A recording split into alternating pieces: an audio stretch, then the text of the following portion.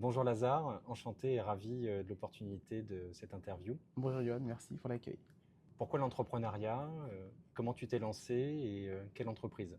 Donc de base, moi j'étais consultant dans un cabinet de conseil suite à une fermeture d'une activité précédente. Un jour, on organise une soirée en famille et je décide de faire des boissons. Tu as décidé de faire toi-même tes cocktails et finalement tes proches et ta famille s'y sont intéressés, ont commencé à goûter. Oui, et en fait ma sœur, c'était notre première ambassadrice parce qu'elle a pris les bouteilles et elle les a amenées au boulot. Et après, on s'est retrouvé avec un mois de commande client alors que il n'y avait pas de boîte de base. Mais d'abord commencer par une auto-entreprise. Donc j'ai commencé par une auto-entreprise pour tester l'idée. Je me dis bon, si ça finit au moins, contrairement à une société, il n'y a pas la rétention judiciaire, le liquidateur. C'est une petite lettre en disant cessation d'activité. Et puis au moins j'ai testé quelque chose et puis je continue dans le conseil. Et puis voilà. Et on passe de 0 à 30 000 euros de chiffre d'affaires, pas de prêt bancaire, pas de crédit. Et le bouche à oreille fonctionne bien. Donc toi, c'est le bouche à oreille via tes amis, via ton réseau personnel qui ont permis de te faire connaître au départ. Alors, disons que avant, je faisais ça de manière spontanée. J'aime bien les produits bien faits. Et en fait, j'ai vu que dans l'offre marché, il y avait des choses assez basiques, soit trop fades, soit trop sucrées, soit trop chimiques, et assez basiques. Donc je me suis dit, bon, il faut créer quelque chose de nouveau. Tu as fait des études de marché où tu t'es dit je teste, je mets sur le marché et je commence à avoir le retour. Tout est arrivé en cascade, un truc qui n'était pas prévu. Bon, même si à l'âge de 13 ans, j'ai appris à faire des jus avec ma mère, jus de bissap, jus de gingembre, donc j'avais déjà cette technicité-là. J'avais 10 ans d'expérience dans l'hôtellerie-restauration, dans les métiers du bar, de la sommellerie. Donc, je ne suis pas débarqué je suis un ancien d'une grosse école, j'étais en BDE, j'ai l'habitude de faire des soirées et je vais me lancer une marque de boisson. Et j'ai des personnes qui m'ont dit, si tu montes cette boîte-là, je serai ton premier client. Donc moi, c'était un cap ou pas cap. Je dis, bon, j'ai créé une auto-entreprise, on va voir si la personne, elle tient parole. Et après, ça a tenu parole. Et puis l'autre, j'ai besoin de barbecue, j'ai un mariage, et ceci. Et tout a commencé comme ça. Donc moi, avant de monter la boîte, j'avais déjà des clients. Et en fait, des personnes qui me faisaient déjà confiance par rapport à des événements que j'avais fait pour d'autres boîtes dans lesquelles je travaillais. Et qui m'ont dit, nous, on te suit si tu lances ta boîte. Combien de temps ça t'a mis pour créer cette société? Tu as fait le choix de la France, tu as fait le choix d'un statut de société. Alors, ça m'a pris un mois. J'ai travaillé avec une Legal Tech qui avait rédigé toute la partie statut, PV d'AG et tout. Après, ça m'a pas empêché de travailler sur tout le reste, qui était la marque, l'offre produit, le positionnement, euh, pricing, les valeurs de ce que je voulais apporter. Je voulais apporter plus qu'une boisson ordinaire, parce que je dis, bon, les gens, s'ils ont soif, ils peuvent boire de l'eau, hein, ça reste la meilleure boisson. Mais de travailler vraiment sur la partie branding. Donc j'ai pu, pendant ce temps-là, travailler sur la partie branding, travailler sur l'e-commerce, sur ma stratégie de contenu, sur mes cibles. Donc il y a beaucoup de choses à faire. En fait, on n'est jamais dans l'attente quand on est entrepreneur. En fait, on est en attente administrative, mais il faut travailler sur d'autres choses parce qu'il y a tellement de choses à faire après derrière que Quel est l'effort que tu dois investir tout seul? Est-ce que finalement tu as besoin de recruter ou pas quand tu démarres? cette société-là, ben, je l'ai créée, j'ai beaucoup de potes qui m'ont aidé. Donc c'est une histoire de famille, une histoire de potes. Donc j'ai un ami qui m'a aidé sur la partie design, j'ai une autre personne qui nous a aidé sur la partie pour les photos, la com, l'expert comptable, ben, c'était un de mes clients de base et après c'était un de mes meilleurs potes qui est devenu mon expert comptable. Donc entre amis et famille, j'ai eu beaucoup de gens qui ont contribué au projet. Et puis après, ça a été aussi le fruit de rencontres. J'ai rencontré des personnes via des réseaux sur la partie boisson parce que moi, je savais faire les boissons dans un verre, mais les boissons directement conditionnées en bouteille, en canette ou quoi que ce soit, c'est vraiment un autre métier. Donc, c'est un métier industriel autour de l'agroalimentaire. Et nous, on travaille sur le produit fini alors qu'on travaille sur le produit en amont. Et il y a énormément de phases que sous-estimées entre les phases de test, les phases de laboratoire, créer des panels, parce qu'on a un panel depuis 3000 personnes dessus. Il faut que les produits pas forcément te plaisent à toi, mais qu'il faut qu'ils plaisent à ta cible. Donc ça, des fois, c'est un peu compliqué parce qu'il y a beaucoup d'orgueil quand on crée un produit en disant oui, voilà, c'est mon produit, ça me plaît, etc. Mais en fait, le vendeur n'est pas l'acheteur. Donc, faut pas, quand on est créateur de produits ou de services, on doit être customer centric. Donc, le produit, le besoin, il faut vraiment que ça réponde à un vrai besoin. Il faut vraiment une innovation en termes de concept. Nous, par exemple, le marché des boissons, c'est hyper concurrentiel. Donc il a fallu créer des choses assez uniques, mais pas à borderline, que des choses uniques mais compréhensibles. Il a fallu avoir le juste milieu entre je suis authentique et unique, mais je suis compréhensible de l'autre côté.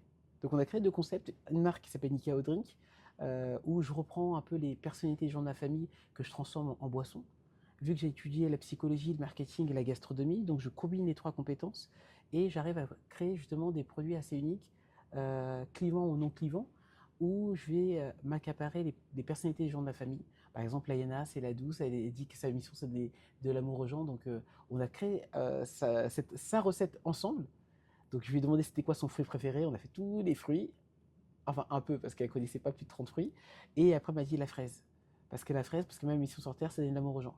Et la fraise c'est réconfortant, c'est doux, c'est câlin, etc. Dessus avec de la fleur de sureau pour avoir quelque chose d'assez gourmand.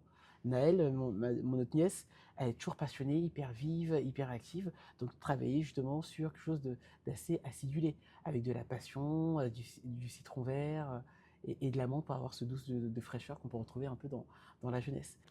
Et ensuite, on a voulu positionner Nikao en grande distribution. On s'est rendu compte qu'en faisant 150 études de marché, donc là j'ai fait une étude de marché, l'autre c'était plus de l'intuition, là j'ai fait une étude de marché, mais en fait que ça allait être très compliqué pour la grande distribution. Parce que l'offre du sans-alcool, elle est sur du vin, sur des spiritueux. Donc c'est là qu'on a créé Raya. Et Raya, en fait, c'est un peu l'histoire de... On était 5 potes en soirée, chacun était au bout de sa vie. Et à un moment, je pose la question, et si tu avais 10 000 euros sur ton compte, tu partirais où, toi, en vacances? Et chacun va me citer une ville, moi, Paris, New York, Abidjan, Tokyo, Rio, et Marseille, qu'on a créé dernièrement. Et je dis, ok, très bien. Mais moi, j'aime bien l'expérience voyage, mais je vais transformer des villes en boissons. Et l'idée de faire voyager à chaque gorgée. J'ai pas les moyens de m'acheter un billet à plus de 500 euros à Paris-New York, mais je peux l'avoir à 5 euros grâce à Raya. Pas une marque de boisson, mais une compagnie aérienne, du goût, et on fait voyager à chaque gorgée. Et là, en fait, on a vu que déjà plus de 80% de la Gen Z, qui est notre cœur de cible, avait une volonté d'avoir des immersions dans leur expérience. On le trouve au niveau du packaging, on le trouve au niveau du goût, tout était cohérent en fait. Tu as créé des boissons très variées en termes de goût, en termes d'innovation Mhm. également. Et tu m'as parlé de voyage, qui t'a permis aussi d'étendre un peu ta marque et le concept et de créer un autre univers, en tout cas ton univers. Ouais. Quelles sont les erreurs finalement que tu aurais aimé éviter si tu devais recommencer, qui t'ont peut-être coûté cher aussi? Alors, les erreurs qui ont coûté cher, il y en a eu plusieurs. La première erreur, c'est le nom de la marque. Donc, en fait, la boîte s'appelait iShack et le produit s'appelait comme ça. Et je me rappelle que 9 mois après, quand je fais un second dépôt de marque, on reçoit le courrier du barreau de New York avec leur client, avec un avocate qui nous écrit en anglais et tout. Et on voit que le client, c'est Shaquille O'Neal. Et moi, je me suis dit, en plus, comme Shaquille O'Neal et tout, mais en fait, il nous a repérés à plus de quelques mille kilomètres. Et le barreau de New York nous écrit en disant il faut changer de nom parce que la marque est déjà déposée sur le territoire européen et tout. Et moi, lors du premier dépôt, j'ai pas eu d'alerte. Et quand j'ai fait un changement de logo, eh bien, on a eu l'alerte et puis on nous a demandé de changer la marque. On a pesé le pour et le contre, c'est que la marque n'était pas installée, il n'y avait pas de grosses dépenses liées au com et marketing. Donc, rebrander, quand on a fait le calcul entre est-ce qu'on maintient la position, on tient tête, ou est-ce qu'on change, on a préféré changer parce que, le nom en français échec faisait passer à échec, donc ça faisait pas forcément top. Deuxième chose, il fallait quelque chose d'assez court, d'assez fun, que les gens arrivent à mémoriser facilement et qui soit assez inspirant. Et c'est une des choses que j'ai apprises en tant qu'entrepreneur, c'est qu'à travers chaque difficulté, il faut transformer en opportunité. Donc on change de nom de marque, il faut un nom plus fun, un nom qui cogne, un nom qui dérange, un nom qui interpelle, un nom qui s'ancre. Donc on a pu faire ça. Deuxième erreur que j'ai pu faire, c'était dans le choix de l'usine. Donc la première usine que j'ai choisie pour, sans citer le nom, parce que ça sert à rien, on a eu des problèmes de production. Donc on avait fait la recette, on avait travaillé avec un laboratoire, et on pensait que tout le protocole était bien cadré dessus. Mais quand on a donné aux usines qui avaient de l'expérience sur des produits quasiment similaires, parce qu'elles faisaient du jus, et dans nos produits, il y a quand même beaucoup de jus et d'eau dans nos produits, et on s'est rendu compte que le procédé n'était pas bien maîtrisé. Donc ça nous a fait des rappels de l'eau, des destructions, etc. Et c'est assez perturbant parce que on perd des sous, on perd en crédibilité, on perd en confiance. Parce que c'est le dernier pas qu'on ne maîtrise pas. C'est comme si tu avais une idée d'une application révolutionnaire et puis tu mets, tu mets à disposition d'une agence de dev et à la fin, tu as une application qui bug, qui crash, qui n'est pas RGPD compliance et tu te rends compte qu'il faut tout refaire. Parce que moi, finalement, je suis une boîte de tech. En tout cas, j'ai Ouais, créé une boîte de tech. ok. J'ai fait un choix plutôt de me concentrer dans ce domaine-là par rapport à l'arrivée de l'intelligence artificielle, aux applications mobiles, aux smartphones en général. Et je me suis dit qu'il y avait un marché énorme et surtout scalable, en tout cas de monter à l'échelle possible. Ouais. Et la question que je me pose, c'est comment la tech, finalement, est un des ingrédients de ta recette et t'a permis aussi de développer ou de t'aider à te faire connaître, de t'aider peut-être à tracer tes produits. On a un site e-commerce, donc ça nous a apporté toute la visibilité qu'on... On avait le bouche à oreille, mais on voulait apporter de la visibilité sur le territoire national, donc il nous fallait un site e-commerce, donc on a utilisé Shopify, parce que c'était facile à faire. En une journée, le site était monté. Donc ça, c'est la première des choses. Donc là, actuellement, on travaille sur 2 chantiers qui vont être la relation client. Là, ce qu'on a réussi à faire, c'est que ce soit B2B ou B2C, toutes les commandes vont passer sur Shopify. Et le logisticien va pouvoir traiter les commandes B2B et B2C à partir d'une interface. Donc ça nous fait gagner du temps.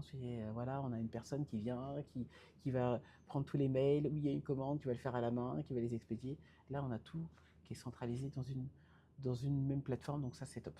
La deuxième chose, ça va être toute la partie CRM. Donc on a un CRM avec des clients pour faire les relances, pour faire les campagnes marketing.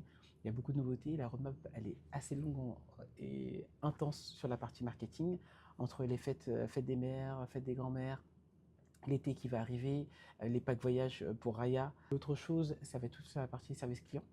Donc il y a des problématiques de traçabilité au niveau de la logistique. Donc pour chacune des expéditions, que ce soit en B2B et B2C, on a des liens tracking. Donc ça nous permet de suivre en temps réel où on est la livraison et pour pouvoir informer le client, que ce soit des particuliers et professionnels.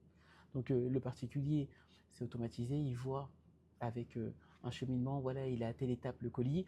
Le professionnel, il sait pas à pas grâce à un lien tracking dessus. Quels sont tes conseils pour pouvoir guider les entrepreneurs également qui voudraient se lancer? Le premier conseil, c'est vraiment approfondir son idée. Il faut tester vite pour échouer vite. Comme ça permet de rebondir rapidement. Donc on teste petit moyen, on teste petit moyen, on teste moyen moyen, on teste moyen moyen et on teste grand moyen. Et une fois qu'on est sûr de ça, on lance ou on arrête. Donc ça, c'est le premier conseil que je donne.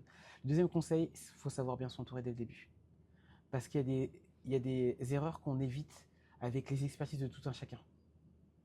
Et nous, on a perdu des sous. À un moment, on a mis 12 000 € dans une agence de com pour faire des vidéos et tout, mais en fait, sans porter sur les réseaux sociaux. Donc, au final, on a fait 40 vidéos qui nous ont rien rapporté, mais qui nous ont coûté 12 000, alors qu'on aurait pu mettre ailleurs avec des agences de marketing viral pour un même budget annuel à 1 200 €, à 1 000 € par mois, où on aurait pu faire des choses beaucoup plus intéressantes par rapport à ça.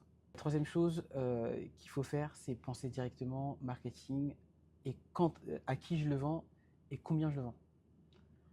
Parce qu'il faut savoir comment gagner son premier euro. Au début, on peut accepter de perdre, donc il faut toujours accepter de perdre pour gagner, mais pas trop perdre aussi. Donc il faut s'autoriser des paliers. Donc aujourd'hui, voilà, j'ai 1 000 €. Sur les 1 000 €, je vais faire un truc qui va me coûter 800 €, etc. Mais peut-être qu'il ne va pas me rapporter la mise du départ, mais qui va me rapporter un peu pour pouvoir éprouver le business model. Et quand j'ai vu ce qui fonctionnait et ce qui ne fonctionnait pas, ben là, je peux scaler sur un business. La quatrième chose un des plus grands conseils, c'est de faire des rencontres. Parce que les rencontres, moi, honnêtement, j'ai fait des rencontres qui m'ont fait gagner 1 an, 2 ans, voire 4 ans sur mon business. Des gens qui étaient hyper avancés. Et d'autres, moi, j'aime bien écouter des personnes qui ont aussi tout arrêté, échoué. Parce que ça permet aussi de mieux comprendre pourquoi ça a réussi, pourquoi ils ont échoué et tout. Parce qu'on n'est pas mieux que quiconque. Et on n'est pas moins bien que quiconque aussi.